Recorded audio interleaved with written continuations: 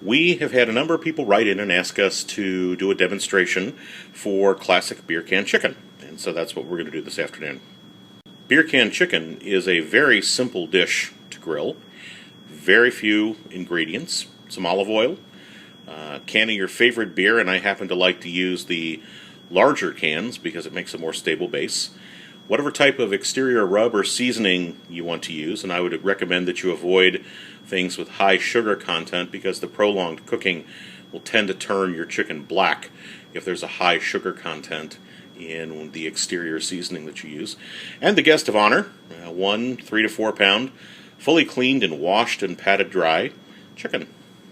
Being food safe anytime that you cook with a raw meat product is very important. So you'll see us throughout the video using a very high quality glove, available at your supermarket or your favorite club grocer, but they will go a long way in keeping your hands clean and your meal safe to eat. Once you removed your chicken from its processing package, make sure that you've thoroughly washed it, removed any gizzard or giblet packs and the neck from inside the cavity, as well as any loose material left over from the processing. Trim back any extra fat, remove the tail, and trim down the neck, and your chicken should be ready to begin to season. I like to give my chicken a little olive oil rub, so I'll drizzle some extra virgin olive oil on and begin to rub that in and throughout the entire chicken, which will help it brown and give it a nice crispy skin.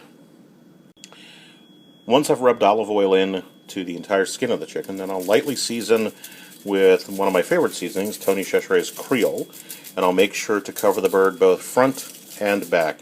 Here it's important to use a seasoning or a rub that doesn't have a high sugar content, because if you do, it will tend to burn due to the prolonged cooking time. Now that we have a fully seasoned bird, we're ready for the next critical step, which is the beer.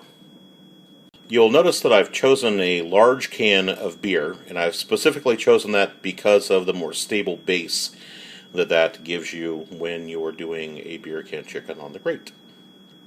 So open the can and pour about a third of the beer out. And we'll reserve this to make some barbecue sauce a little later. Or you can drink it and enjoy a nice cold and refreshing beer. We've got our beer can about 2/3 of the way to halfway full, and there is no good, delicate, or graceful way to do this. But basically we're going to take the chicken and insert the beer can into the body cavity so the chicken stands straight up. We've preheated our grill to medium, and we've positioned the bird and the beer can in the center of the grill for best results. And now we'll simply close the lid and check on him in a little while.